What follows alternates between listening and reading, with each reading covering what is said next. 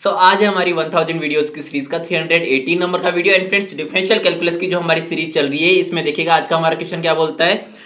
हमारा question number 318 क्या है, if y is equals to sine inverse x upon में root of 1 minus x square. Then हमारे पास में दो क्वेश्चन इसने पूछा है कि find the value of the nth order derivative of y for x is equals to 0।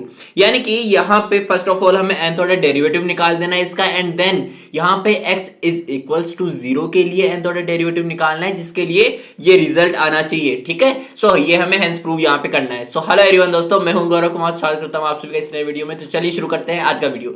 तो देखिएगा यहाँ पे जैसा कि मैंने कहा कि यहाँ पे हमारा जो पहला टास्क होगा वो होगा इसका nth ऑर्डर डेरिवेटिव निकालना। ठीक है, यहाँ पे y हमारे पास में साइन इनवर्स x अपॉन में root of 1 minus x square है, जिसको मैंने इक्वेशन 1 दे दिया है।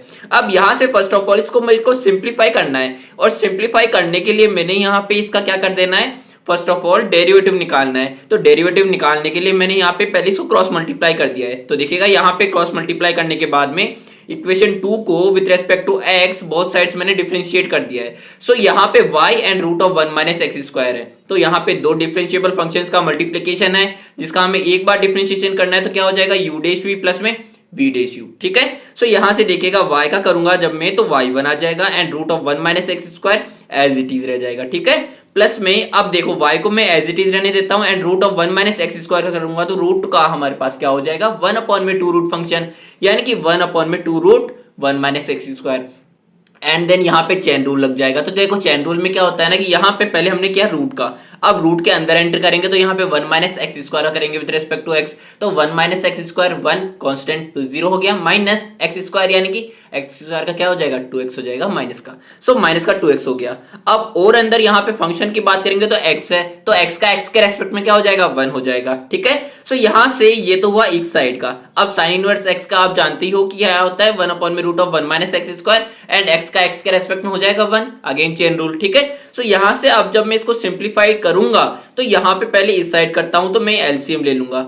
एलसीएम लेने से पहले ये 2 से ये 2 कैंसिल आउट हो रहा है। ठीक है, अब देखो एलसीएम लूंगा तो y1 रूट ये हट जाएगा, जब मैं इससे मल्टीप्लाई करूंगा तो y1 1 minus x square plus में यहाँ पे ये y एंड ये माइनस का 2x जब मल्टीप्लाई होगा, सॉरी माइनस का 2, तो यहाँ पे 2 तो हमने कैंसिल आउट कर दिया, तो यहाँ पे प्लस का y एंड देन माइनस का x, तो माइनस का xy हो जाएगा। ठीक है, एंड इक्वल्स टू हमारे पास root of 1 minus x square जो है यहाँ पे डिनोमिनेटर में है। अब देखो ये दोनों साइड से कैंसिल आउट हो जाएगा, तो मेरे पास में रिमेनिंग क्या रहेगा, y1 1 minus x square minus का xy इज इक्वल्स टू 1, जिसको मैंने इक्वेशन 3 नाम दे दिया है।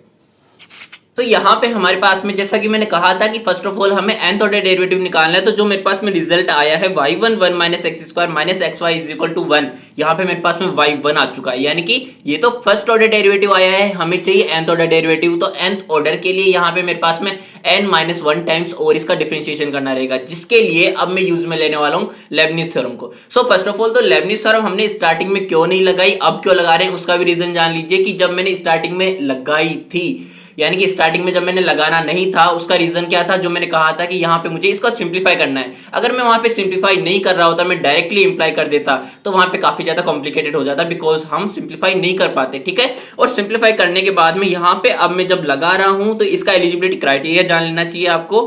कि एलिजिबिलिटी क्राइटेरिया होगा कि applicable for finding the nth order derivative of the product of two differentiable functions. Two differentiable functions पहली शर्त। दूसरी शर्त, जब हम एक बार कर रहे थे डिफरेंशिएशन किन्हीं भी दो डिफरेंशिएबल फंक्शंस के मल्टीप्लिकेशन का, तो हम क्या कर देते थे, u डैश v प्लस में v डैश u। बट जब एक से ज्यादा बार यानी कि nth ऑर्डर डेरिवेटिव यानी कि कुछ भी टाइप का आपको डिफरेंशिएशन करना हो दो डिफरेंशिएबल फंक्शंस का, तो हम क्या यूज में लेंगे, लेबनिज थ्योरम को। ठीक है, अब जब बात आती है लेबनिज थ्योरम की, तो इसके फॉर्मूले की बात आती है। फॉर्मूले को आपको रटने की नीड नहीं है, क्या करना है, यहाँ पे u और v दो डिफरेंशिएबल फंक्शंस का मल्टीप्लिकेशन है। अब जब आप nth ऑर्डर डेरिवेटिव निकाल रहे हो तो nc0 nc1 nc2 से लेकर ncn तक तो जाएगा, ये तो हुई एक बात। दूसरी बात ये कि जब आप फर्स्ट टर्म की बात कर रहे हो तो यहाँ पे जो n टाइम्स डेरिवेटिव निकालना है u का निकालना है, v को एज इट इज रहने देना है। nc1 में n-1 टाइम डिफरेंशिएशन u का, एंड जो 1 है ये डिनोट कर रहा है कि v का हमें 1 टाइम डिफरेंशिएशन करना है। एज इट इज nc2 में n-2 टाइम्स डिफरेंशिएशन हो जाएगा u का, एंड 2 डिनोट कर रहा है कि v का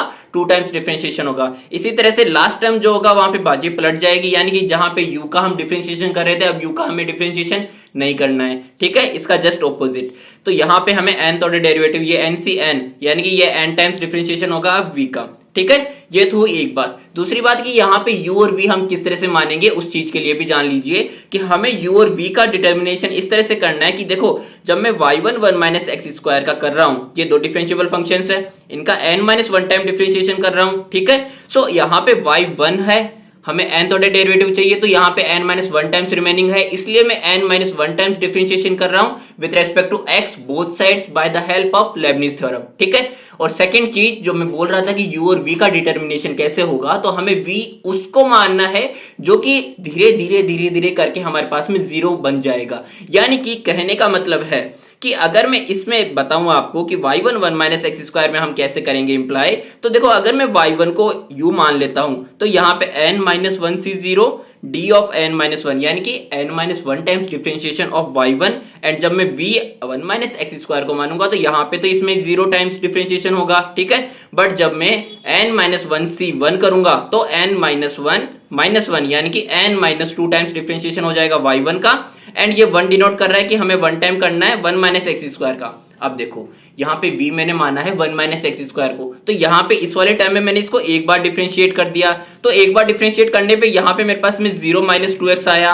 अब इसी तरह से अगर मैं इसके नेक्स्ट स्टेप में जाऊं तो n माइनस 1 c2 होगा, जहां पे n माइनस 1 माइनस 2 यानी कि n माइनस 3 टाइम्स डिफरेंशिएशन हो जाएगा y1 जिसको हमने u माना है, एंड v जिसकी हम बात कर रहे थे 1 माइनस एक्स स्क्वायर। तो देखो यहाँ पे 1 टाइम से मेरे पास में रिजल्टेंट आया था 0 माइनस 2x, जब 2 टाइम्स कर रहे होंगे तो माइनस का 2x का हमें एक बार और करना है, जहां से क्या मिलेगा माइनस का 2 मिलेगा। इसका मतलब है कि जब हम 1 माइनस एक्स स्क्वायर का 3 टाइम्स डिफरेंशिएशन कर रहे होंगे यानी कि n माइनस 1 c3 वाला टर्म, तो वहां पे इसकी वैल्यू 0 हो जाने के कारण ये पूरा ही टर्म 0 हो जाएगा, इसके कारण इससे आगे आने वाले सारे टर्म्स 0 हो जाएंगे। तो ये तो हुई u और v की बात, आ गई समझ में। चलो ठीक है, अब बात करते हैं एक्स वाई जो हमारे पास था, इसमें भी हमें डिफरेंशिएशन करना है n माइनस 1 टाइम्स, ठीक है।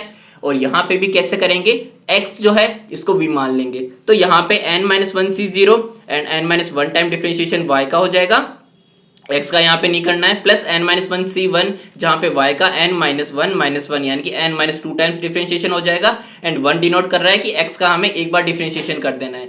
तो यहाँ से अब इससे आगे आने वाले सारे टर्म्स तो आपको पता ही है कि क्या हो जाएंगे, 0 हो जाएंगे, क्योंकि 1 टाइम डिफरेंशिएशन हो जाएगा 1, तो 2 टाइम्स तो 1 का क्या हो जाएगा आगे फर्दर 0 हो जाएगा क्योंकि कांस्टेंट हो गया, ठीक है। सो यहाँ से अब जो हमारे पास में ये इस साइड RHS में 1 था, ये तो हो जाएगा 0, सो यहाँ पे आ गया 0। अब देखो इसको मुझे सिंप्लीफाई करना है। सो पहली बात तो यहाँ पे ये समझ लीजिए कि जब भी हम बात करते हैं परम्यूटेशन एंड कॉम्बिनेशन के फॉर्मूले की, तो यहाँ पे कॉम्बिनेशन वाला हमारे पास फॉर्मूला क्या था, NCR is equals to n factorial upon में r factorial multiplication n minus r का होल फैक्टोरियल। जहां से एक दो रिजल्ट आपको रट लेना है कि यहाँ पे NC0 1 हो जाएगा, यानी कि अगर मैं बात करूं n माइनस 1 c0, तो आप किसी का भी c0 निकाल रहे हो तो वहां पे 1 ही आएगा, ठीक है। एंड सेकेंड चीज कि किसी का भी c1 निकाल रहे हो तो जिसका भी निकाल रहे हो वो खुद आ जाएगा, यानी कि n माइनस 1 c1 निकाल रहे हो तो n माइनस 1 ही आ जाएगा। अब ये सेम चीज आप इस फॉर्मूले में रख के देखेंगे तो भी आपको ये रिजल्ट आएंगे, तो ये बार बार आपको कैलकुलेट करने की नहीं करनी है, ठीक है। सो यहां से देख लीजिएगा n माइनस 1 c0 मेरे पास में क्या आ जाएगा 1, एंड y1 ऑलरेडी एक टाइम डिफरेंशिएशन हो रखा है, n माइनस 1 टाइम डिफरेंशिएशन करूंगा तो क्या आ जाएगा y ऑफ n आ जाएगा। So y1 and 1 minus x square as it is. अब देखो जैसा कि मैंने कहा था n माइनस 1 c1 क्या आ जाएगा मेरे पास में, यहां से n minus 1 c1 n minus 1 आ गया, एंड देन y1 का ये वाला y1 का हमारे पास n माइनस 2 टाइम्स डेरिवेटिव। अब ऐसे में आपको अगर दिक्कत होए कि हम किस तरह से निकालेंगे, तो जस्ट इससे पहले वाला स्टेप देख लो। यहाँ पे y1 का n माइनस 1 टाइम क्या आया था, yn आया था, एंड इससे एक कम किया था हमने, तो यहाँ पे yn यानी कि यहाँ पे y ऑफ n माइनस 1 आ जाएगा एज इट इज। यहाँ से हमने ये कैलकुलेट कर लिया था, माइनस का 2x आएगा, प्लस में n माइनस 1 c2 निकालना है, तो n माइनस 1 का होल फैक्टोरियल अपॉन में 2 फैक्टोरियल मल्टीप्लीकेशन में n माइनस 1 माइनस 2 यानी कि n माइनस 3 का होल फैक्टोरियल। एंड देन यहाँ से देखो y1 का n माइनस 3 टाइम्स डेरिवेटिव क्या हो जाएगा, इससे एक कम यानी कि y of n minus 2 as it is. यहाँ से मेरे पास में माइनस 2 आएगा, ठीक है। अब देखो माइनस ये वाला टर्म हम सॉल्व करेंगे तो यहाँ पे n माइनस 1 c0 क्या आ जाएगा, अगेन 1 आ जाएगा, जिसको मैंने लिखने की जरूरत नहीं समझी। y का n minus 1 time derivative y of n minus 1 x as it is, plus में n minus 1 c1 again n minus 1, and then y का n minus 2 time derivative y of n minus 2 dx 1 हो जाएगा is equals to 0। तो देखो इसको simplify करके हम कैसे लिखेंगे, सो देखिए लास्ट पेज से जो हमारे पास रिजल्ट आया उसी को मैंने लिख दिया है। अब यहाँ पे आपको क्या करना है ना कि इसको सिंप्लीफाई करना है। सो सिंप्लीफाई करने के लिए जो 2 था नीचे वो 2 तो हमारे पास कैंसिल आउट हो गया, ठीक है। देन यहाँ पे n-1 का होल फैक्टोरियल, यहाँ पे n-3 का होल फैक्टोरियल है, ठीक है। सो यहाँ से देखो जब मैं n-1 को और ओपन करूंगा तो n-1 multiplication n-2 multiplication n-3 का होल फैक्टोरियल यहाँ तक रुक जाऊंगा क्योंकि यहाँ पे मुझे कैंसिल आउट करना है। सो ये कैंसिल आउट हो जाएगा। तो देखो यहाँ से मेरे पास में माइनस का y ऑफ n-2 था एंड बाकी के टर्म्स एज इट इज आ गए, मैंने ब्रैकेट ओपन कर दिया था, ठीक है। सो यहाँ से देखिएगा अब मैं जब इसको सिंप्लीफाई करता हूँ n-1 और n-2 को तो मेरे पास आ जाएगा n², n से इसको मल्टीप्लाई कर दिया n² माइनस का 2n एंड देन -1 से मल्टीप्लाई किया तो माइनस का n एंड देन प्लस का 2 यानी कि n² माइनस 3n प्लस का 2, ठीक है। सो यहाँ से अब हमें जब सिंप्लीफाई करना है तो y ऑफ n ये वाला तो एज इट इज रह जाएगा। जब मैं y ऑफ n-1 के साथ वाले टर्म्स की बात करूंगा तो y ऑफ n-1 के साथ में मेरे पास ये वाला टर्म है, ठीक है। सो y ऑफ n-1 जब मैं कॉमन लूंगा तो y ऑफ n-1 माइनस का कॉमन ले लिया है मैंने बाहर, तो मेरे पास में ये वाली चीजें अंदर क्या रह जाएगी, माइनस का 2nx मल्टीप्लाई कर दिया है मैंने, माइनस का 2x एंड देन माइनस का तो हमने बाहर ले लिया था कॉमन, तो ये क्या है प्लस का x, ठीक है। सो यहां से देखिएगा प्लस हमारे पास में इसका रिजल्ट जो आया था उसको मैंने मल्टीप्लाई करके लिख दिया माइनस का y ऑफ n-2 से, तो मेरे पास में ये रिजल्ट आया जिसको आप नहीं भी लिखोगे तो कोई बात नहीं है। तो यहाँ से y ऑफ n-2 के जितने भी टर्म्स थे, ये देखिए y ऑफ n-2 का मेरे पास में ये टर्म्स भी था ना n-1 के साथ में। सो माइनस के जो जितने भी टर्म्स थे इन सभी को मैंने y ऑफ n-2 वाले टर्म्स को माइनस के साथ में बाहर निकाला एंड मेरे पास में अंदर जो बचा n² माइनस 2n प्लस 1 हमें देगा n-1 का होल स्क्वायर। सो देखिएगा यहां से इस वाले रिजल्ट को मैं इसकी जगह पे लिख दूंगा, इस पूरे की जगह पे, तो मेरे पास में 1 minus x square Y of n, ठीक है, माइनस का यहां से देखो ये माइनस का 2x प्लस का x क्या आया, माइनस का x, तो यहां से माइनस का x एंड यहां से प्लस का 2xn, यानी कि x को मैंने कॉमन लिया तो 2n-1 आ गया and x y of n-1 as it is, minus का y ऑफ n-2 n-1 का whole square is equals to 0।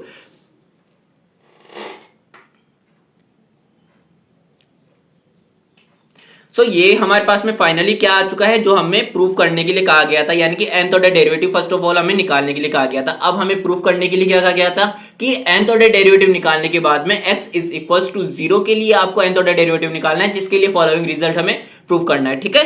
सो यहां से देखो ये तो मेरे पास में क्या है, nth ऑर्डर डेरिवेटिव है y का। अब हमें nth order derivative of y for x is equal to 0 चाहिए, तो मुझे क्या करना पड़ेगा, इसमें x इज इक्वल टू 0 रखना पड़ेगा।